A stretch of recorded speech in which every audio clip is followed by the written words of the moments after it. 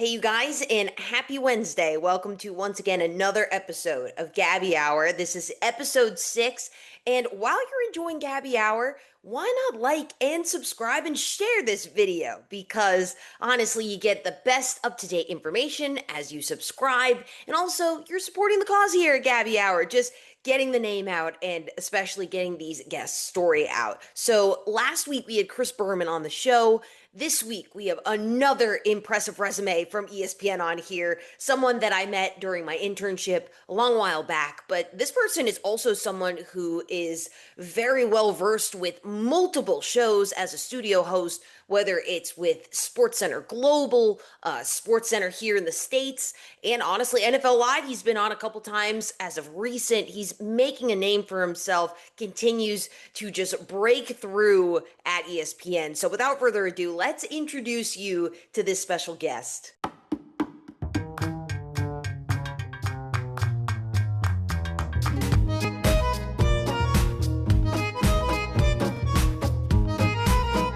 Welcome to the Gabby Hour. Thank you so much for joining us. I hope you're doing well. How is the day going so far? This is going to run at all different hours. It's early. I haven't screwed it up yet, but no, it's summer. It's fun. We got NBA Finals, Stanley Cup going on, so it's a good time on the sports calendar.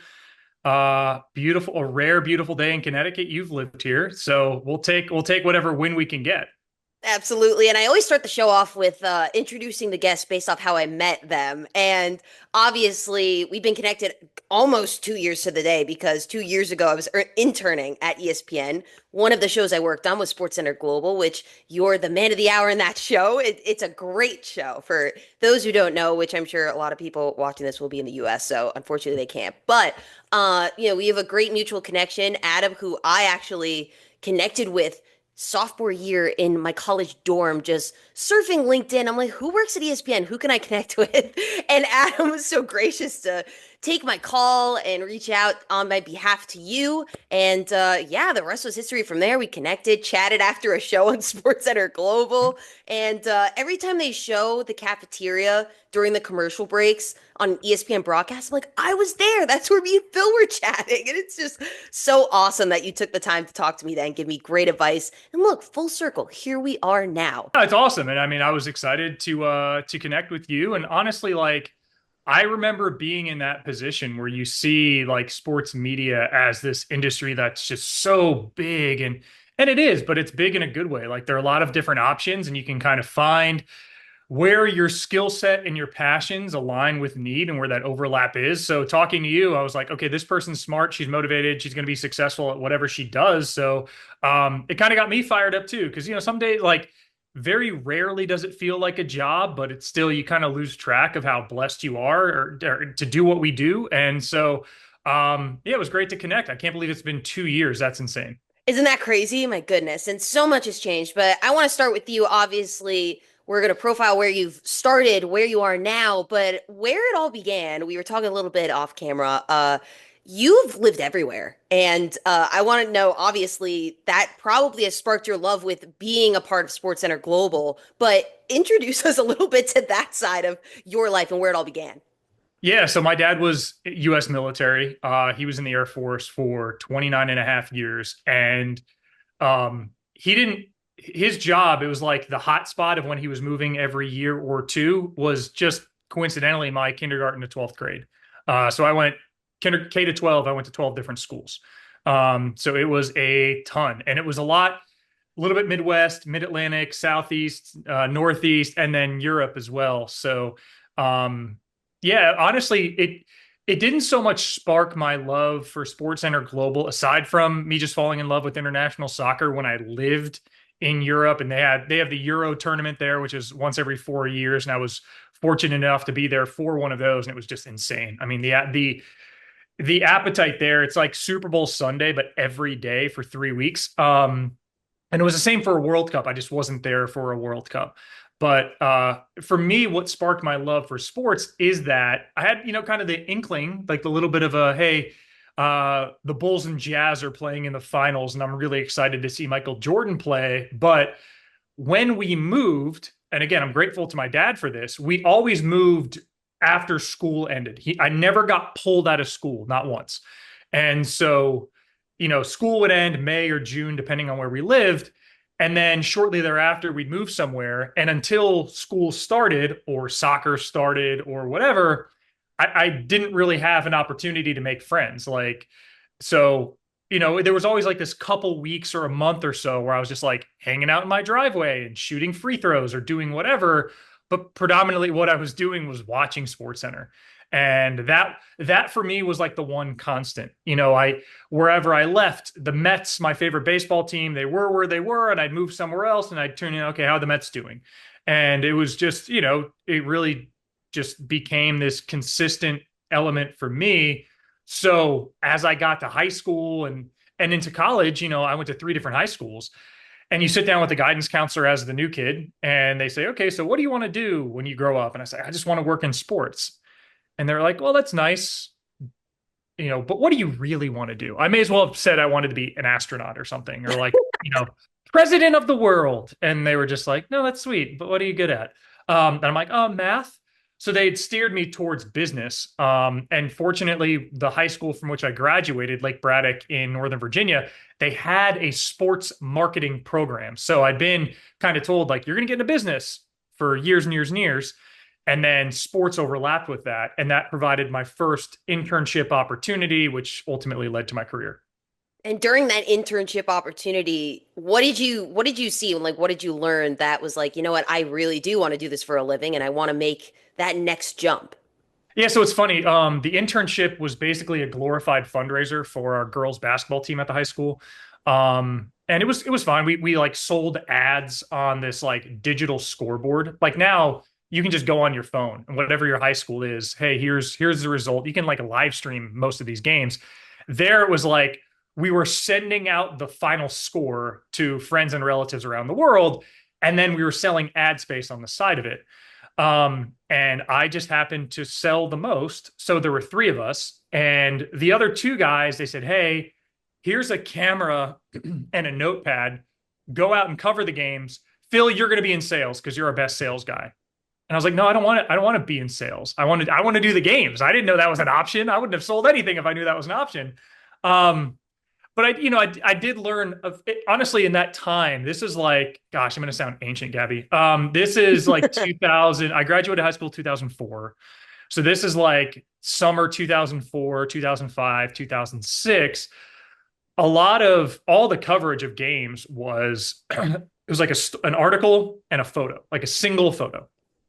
And the camera that they gave me to go up to these games had a video setting on it. And I went to my boss and I was like, can I put a video on the website? And nobody knew. Nobody knew the answer. So I remember we tested it. It was like a Y2K test. Like I just took a video in the office and put it on our website. I'm like, am I going to break the internet? And it worked. So they're like, all right, new plan. You're going to go to these games and you're going to shoot a bunch of video of this, like our game of the week, and do the video of that. And then that led to like a highlight show of me putting things together. And that's where I was like, okay, I've watched enough SportsCenter. I can do this, voicing highlights. And they were god awful, but everybody was into them because nobody was doing it. And so over the course of 3 years, I kind of owned the county where I would go to a game on Friday. And then Saturday morning, I'd get up like at 5 and drive around to all the high schools in the county and pick up game tape. And coaches started to be really cool. In fact, there's a coach, Coach Everett, who's now with the Dolphins. He was a head coach there at Lee High School, and he would like give me breakfast. Like I'd go to there first. He'd have like bagels out for me and donuts and coffee. I didn't drink coffee then, but yeah, it was just like that's where things led to. I mean, to answer your question, like what it taught me was then, all right, see where the industry's going and meet it there. And I could tell video was going to be huge and social content was going to be huge. Like the Facebook and MySpace were like setting up kiosks at my college to try and like get people to their sites.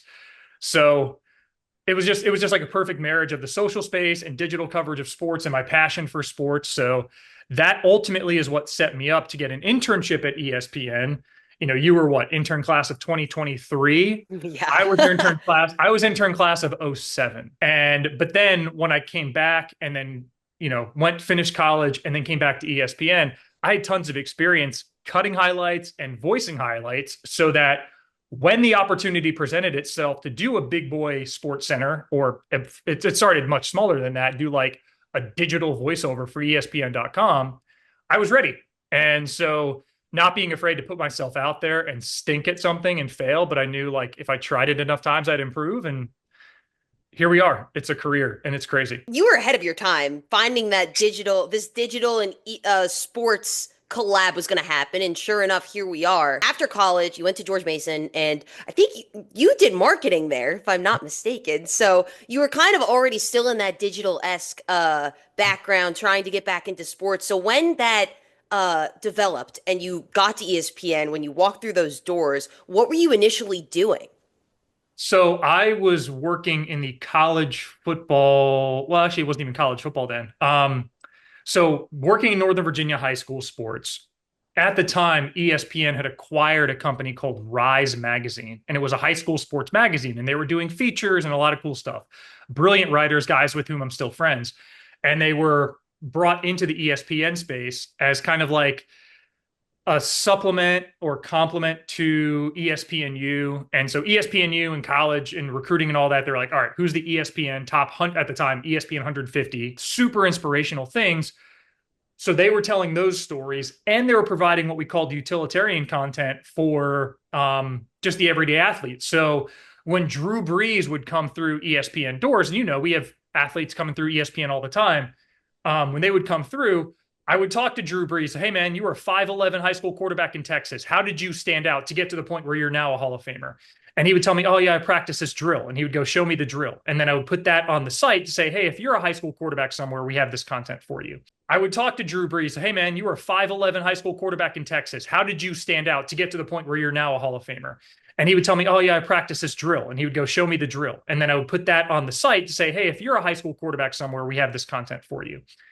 So that was my job. And then it kind of melded into ESPNU. We were doing a lot of like the high school tournaments and Elite 11 and Elite 24 for basketball and the Under Armour All-American game. So just covering a lot of those things. And that was kind of the path. And then I got lucky. I knew I wanted to do the on-air thing, but that wasn't in my job titles. And we had obviously a lot of talented people at ESPN who can do it. So they told me, hey, if you go out to an event and there's nobody else there, you can do the interview, you can do whatever. But if it's here in Bristol, we have other people to do it. Fine. So I was traveling to a lot of these events, doing these interviews, and I got lucky. We had a power outage at our hotel in Portland, Oregon at the Elite 11. It was like record temps. And I had been out there interviewing high school football players all day. Kyler Murray was at that camp. Josh Allen was at that camp. I think Jared Stidham was as well. And Johnny Manziel was one of the counselors. And this is like peak Johnny Manziel when, things were really good on the football field, starting to get kind of bad off the football field. He's coming back to A&M. And we were outside because, again, power outage at the hotel was super hot. And we're all just kind of like huddled under the little entry where you stop to check in with the car. And I just went up to him and shot my shot. And I said, hey, Johnny, I'm Phil. You probably see me out there. I'm with ESPN. I told him, like, I'm not going to be a jerk. I just wanted to talk to you about your summer. You're probably the most famous player in college football, and a lot of people care. And he just kind of thought for a second. He goes, yeah, what the hell? And so I did a 6-minute interview with Johnny, and he was super gracious, and it was an incredible interview. And it was incredible because of him. And that interview blew up. It went everywhere. Van Pelt Show, College Football Live, other outlets were using it. And then there was a coordinating producer at ESPNU who saw it, literally a week later sent me an email and said, hey, man, on our Recruiting Nation show, we have 5 minutes a week that we don't really know how to make work. Do you want to do like a recruiting roundtable or whip around where a lot of our regional reporters, you just kind of talk to them? He's like, you got to produce it. You got to direct it. You got to figure it all out, but it's yours if you want it. Pete Waters. And he made my career. And so I did that every week during the season. So it was like, 15 weeks of the college football season leading up to signing day. Did a little bit of coverage for them on signing day as well, hosted a live signing day show. And then ESPN International saw me, liked my look, liked how I hosted, and said, for global, we need somebody who, it can be seen as an authority in the American sports space. That was 2017. and I haven't looked back. I mean, that's been my career ever since then. Man, that is awesome. And you mentioned there's a little audition in there. How did that go? What went into that? Not well. It didn't go well, Gabby. So we have a system at ESPN, and a lot of the Associated Press uses it, called ENPS. And it's basically like where everybody puts graphics and videos and blah blah blah blah. It's like all baking it into one cake.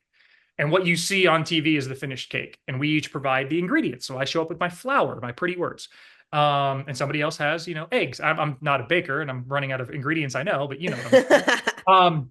And so I had never used that system before to write my copy, to write my text. So where I put my script when I sit down for the audition didn't show up. And I had to read the person who went before me, I had to read her script, which I had never seen before. And it was not my best experience, not my best audition. ENPS is a behemoth, so I'm kind of shocked that no one like helped you out and went over it with you. Not Listen, even. no, it's like, but like this is the big leagues, man. They can't be like, all right, That's right. So I just, thankfully, the guy who was evaluating it, who's still, he's in the international talent office, a guy named Sean Riley, who I know inside and outside of work, and he's great. He was actually the one who saw me on TV at the ESPN gym, and he was like, all right, there's something there. Um, and I did the audition, and wasn't my best. And then he went to bat for me and basically said, hey, let's give him a real like look and get him ready for this and see. And then I had a much better audition. Picked a good day to have a good day there. So yeah, I mean, and the audition is probably, if you had to guess what it would look like, it's probably not that dissimilar. It's like an 8-minute segment, and you're going to do some highlights and interview somebody and tee up some sound and hello and goodbye. So the first one I think wasn't like an 8-minute segment. The next one was like a 15-minute segment. And if I were to go back and watch it now, I'd be like, what the hell were they thinking hiring me? It was probably unwatchable. I was just like rigid and stiff and like some terrible haircut, even though the haircut now wasn't that much better. Oh my Um, gosh. but yeah, and the suit wasn't fitting well, and it was just all those things. But yeah, I'm forever grateful that that happened and it worked out. Yeah, they had me doing everything. It was like, because it was international. I was doing like cricket stories, and like, I don't even, if you've ever seen a cricket score, it's not like, hey, 10-7. Like, no, there's decimals, there's punctuation. So yeah, I did some cricket, some rugby, like, and then a couple American stories, which I was obviously much more comfortable in. But that's what's cool, is this like the international fluency side of it. Now that, I'm doing more domestic sports centers, and um, there's a growing appetite for international sport. I feel like I'm a little bit ahead of the curve with it because I've done it for so long. Especially now that, like, as you and I sit here today, and again, I know this is going to be posted at a different date, but we're 365 days from a World Cup on US soil, like 1 year to the day. So international soccer is going to be very significant. And so, yeah, having lived that and covered it for years, it's like, okay, went through the growing pains, but now it's like, I feel like that was a blessing because we're here, and, now it's something that I'm not uncomfortable talking about. And I've lived since I lived in Europe, 1999 to 2001. Man, that is such a good story. Do you remember your first show ever? That like once you got the job and you were on the SportsCenter Global set, do you remember your first time once it said on air that you were Yeah. rolling? Yeah. It's intimidating, but I did remind myself, like, hey, this is your first show in a sense, but it's also not. I had been practicing highlight reads in my bathroom for 6 years. And I'm not joking. Like, when I was working in digital media at ESPN, we had this area of the website that we don't use anymore, where we had like some sports center host who was not on that day. They would come down to digital media, and they'd have like a stack of 15 highlight reads to do from like all the baseball games that night. So as games go final, they get the highlights and they'd read them. So if you go to ESPN.com, whereas now it's like, all right, Ellie De La Cruz 460-foot home run. There, the first video that would pop up was like a 60-second highlight of the Reds beating the Cubs or whatever. And so they did that to keep those hosts fresh. again, they've realized now in the social media age, people just kind of want to see the home run and like they can just list the score, or whatever, fine. But then that's what we did. So what I would do is I would just print out extra copies of the shot sheet, pull up the highlight on my computer, mute it, record myself reading it. And I was like, all right, how did that sound? What was good? What wasn't? And a lot of it was like cadence. It was rushed. It was like, if I was trying to like make a joke, it was like, all right, would that have landed? I don't know. Um, so I spent a lot of time doing that just to like, basically, it's like if you're an athlete, you go to the gym and train and practice 6, 7 times before you play. And so I was treating it the same way. I didn't want the first time I pick up a ball to be in a competitive environment. So as I sat there and see on air for the first time, like, yeah, it was my first time doing it where it counts, but it's 100th, 200th time I've done it. And I remember we did the first block of the show, and one of the APs, the associate producers, during our break, turned around and she goes, "That was really good." And it was like she was surprised because I wasn't a host that anybody knew at ESPN. And that to me was really affirming. And I come to like, as I've gotten to know her better, she's like, "Oh no, you're just a nice person." But in the moment, like that helped because it was like, all right, I thought that was good. And then we did it. And then from there, it's like, now I have the confidence to do it. And it's like, listen, we all have bad days. Like, we're in a performance business. Best NBA players have days when Steph Curry goes out and shoots 3 for 11 sometimes.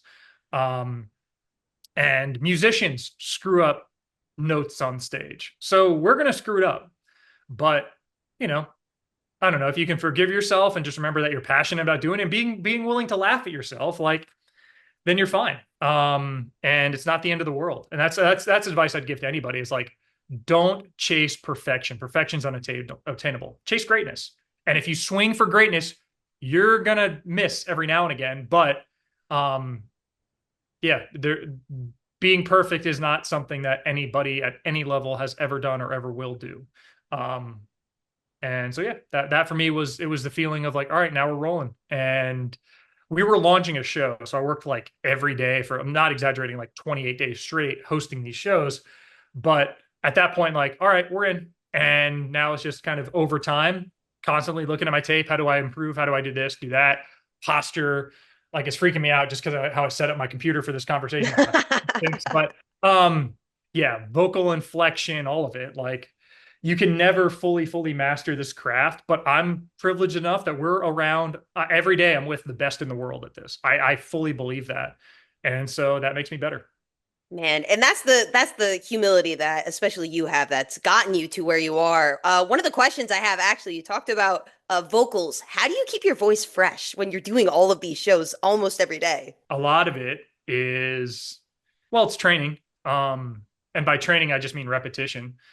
But there's some like vocal exercises, like this one I do that freaks out my wife. It's like where you like literally like loosen up your Oh my larynx. God. And I mean, like, listen, if you were to go to get on a squat rack right at the gym, I don't know. I'm 38. Like, if I went to a squat rack and just put like 315 on and tried to go down, I would crumble. Like, you gotta, get on a foam roller first and stretch and work your way up, and your voice isn't dissimilar. Now, thankfully, I very rarely go into work and like, all right, pull up at 6:59 and at 7, welcome to Sportscenter. Like, whoa. No, you're in the morning, you're having a hot tea or something. They're the vocal exercises. ESPN has a voice coach who I've used a few times, and they teach you things like relaxing your gut and having your voice go over your palate, which a lot of, singers and actors and people of that ilk, they'll do the same thing. But yeah, and some people I just get mad because they have a naturally incredible voice. Like Drew Carter's a buddy of mine. I'm like, it's just not fair, dude. And I feel like it's like that in every endeavor, right? Like if you played youth basketball and you're like, all right, man, I'm a good little player. And then there's like on the 12-year-old team, there's a 6'5" kid who can dunk. It's like, It's okay. unfair. Yup. Yeah. So that I feel like that's Drew with his voice. But yeah, you also want it to sound like you. Volk's got his side hustles. He's doing his, emo sing-alongs at press events. What will you look for from him in these opening exchanges that I guess will reveal whether he's still amongst the best featherweights on the planet? So much of what we do is just engaging a viewer through a screen, and you got to pretend the screen's not there. I am talking to my best friend when I'm on a SportsCenter desk. And, my little joke, it's just, you kind of have a little smile with it and then you keep going or whatever it is. But, yeah, the, and honestly, some of the best things for my voice were like pushing it to the limit or beyond. I used to host this show called Goal Line, in college football, where it's like red zone. I feel like I can say that because that's what it was. Red zone for college football. These are like 9-hour shifts of constantly just everything you're showing is a touchdown. It's like, all right, we're not going to go to Alabama for like a conversion on 3rd and 3 to move the sticks. It's like, no, it's 50-yard touchdown here and 70-yard touchdown here and pick six. So I remember like, man, my voice is going and I'm looking, I'm like, oh, I have 5 hours left. Like, so you train it like that, but yeah, also caring for it. Like I remember this past year, heck, I was sick and had a string of sports centers and just should have taken a day off. I just didn't. And my voice just crashed. And that weekend I had to call, not had to, I got to call a hockey tournament, college hockey tournament at Lake Placid in New York, 3 games. And there was like an overtime game winner and stuff. And my voice was just gone. And I remember my wife and daughter were there with me. And I'm like, guys, daddy just can't talk today. I just need to like drink tea and whisper. And actually whispering is like the Sign worst. language. Yeah. Funny enough, like whispering is like the worst thing you can do when your voice is gone. There's somebody explained this to me one time, but like daddy's just going to talk very delicately and not often. So resting the voice, training the voice, stretching the vocal cords. There are a couple stretches you can do. If anybody sees this and they want to know, like I'll shoot a video and tell you what I do. But yeah, it's just like you'd stretch your hamstring before you go for a run. There are muscles all through here that you stretch to have your voice go more freely. So you don't have to think about it. Like, because there's enough things we have to think about when we're doing live TV in front of God knows how many people.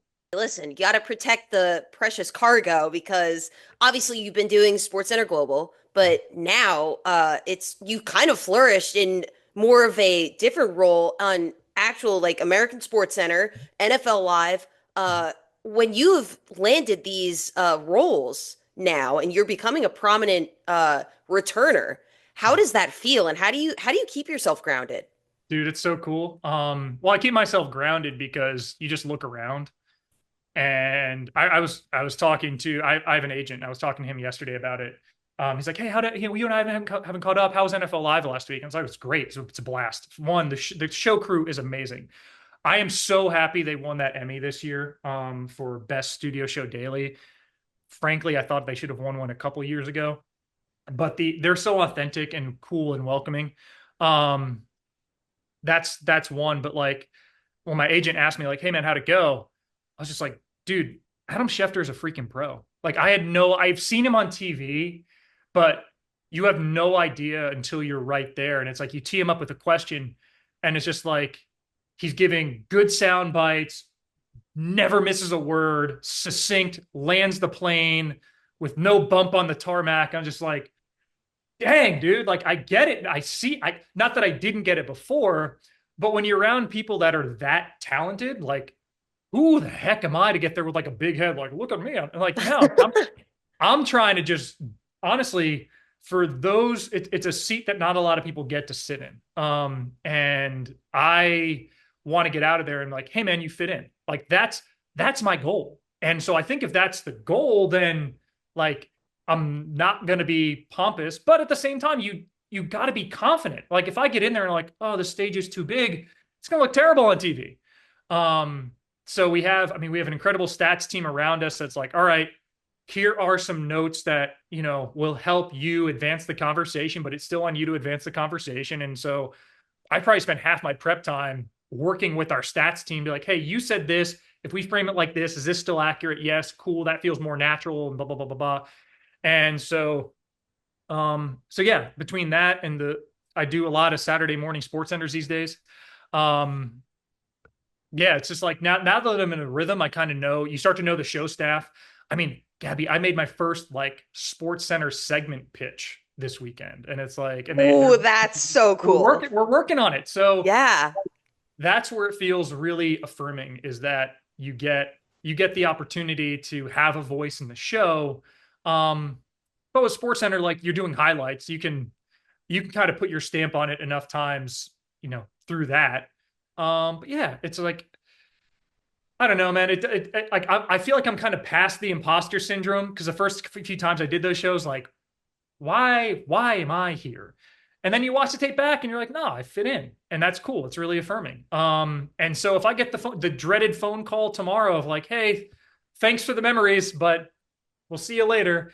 I'll look back and be proud of my time here. I hope it's a lot longer because I really, really enjoy it. And yeah, it feels like now that I like how you put it, like a returner. So where, before when I was on, my Twitter would be like, who the hell is this? And they would tag me. Like, okay, well, you found me, so you know who, but like it's less of that now and more like, okay, well, you're part of the team. And those are two really, really cool teams to be a part of. So like yeah, I feel really privileged and lucky and blessed in all of it. And I hope that's what shows up on TV, that I am happy to be there talking to my best friend in the camera and telling whatever stories are the most important ones that day. Because I am genuinely happy and I feel privileged and blessed to be able to do that.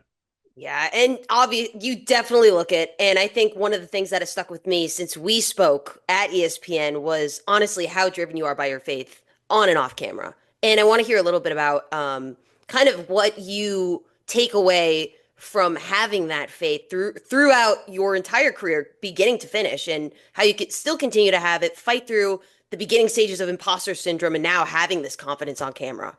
For the first half of my life, I didn't go that route. And I think that was just providential because God knows my wiring that like, hey, don't touch it. It's hot. How hot? And like, that was my first 19 years. And I tried every which way. And, through a couple just God ordained conversations with friends, like I started exploring, a couple different faith backgrounds. And the one that grabbed my heart that like I was like instantly like, okay, this is truth, was Christianity and following Christ. And so yeah, when I was 19, I just got somebody gifted me a Bible and the words were popping off the page. And gosh, that was half my life ago. And so over the last 19 years, because it's still a work in progress, certain areas of my life that I knew were out of line with where I needed to be, like those desires. Well, first, I don't want to say those desires were stripped away first. Like I had to work to strip those things away that were not of God. And then then like it became more natural for me to like not desire that. And I think as long as I walk this planet, that's going to be my story, is that like trying to progressively sanctify myself to make my life more Christ-like. And it's a target that I'm just going to continually aim at, but just miss by a little bit. But through his grace, it's like he makes up the difference and then some. So yeah, like that for me in an industry with so much uncertainty. And I think I shared this with you when you and I talked 2 years ago, is that just a few different things. If like Psalm 127:1, unless the Lord raises the house, those who build it labor in vain. So as I was seeking my career path, I was like, okay, God, are you building this house? Because I want to work where you're working. And if that's where it is, awesome. And there's one of the Psalms, I think it's Psalm 90:15, says that he establishes the work of our hands. Okay, so what is my vocational calling? And so in an industry where, I mean, I gave you the timeline, like you audition and then you hear nothing for months, if not a year. And then like, oh, no, we liked you. The job hadn't opened up. Like it helped temper the anxiety that he's in control, not me. And still like that impulse and that conviction holds to matters of personal life and marriage and fatherhood and all those different things, that it's so I can look back now and say 19 years ago when I made this decision to follow Christ, it became the center from which all the different spokes and decisions and the decision tree started. I just didn't know it.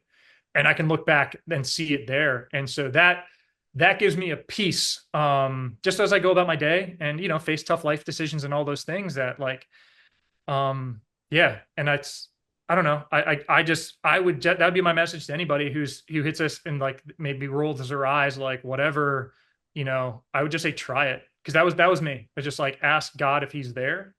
And if he's there, and ask with a pure heart, like, hey, reveal yourself to me and convict myself. And, yeah, I mean, he grabbed hold of my heart then, and it's just nothing's been the same. Everything's been, nothing's. I don't want to say it's been easier. It hasn't been. It's just been better. And there's an underlying peace that I would crumble without.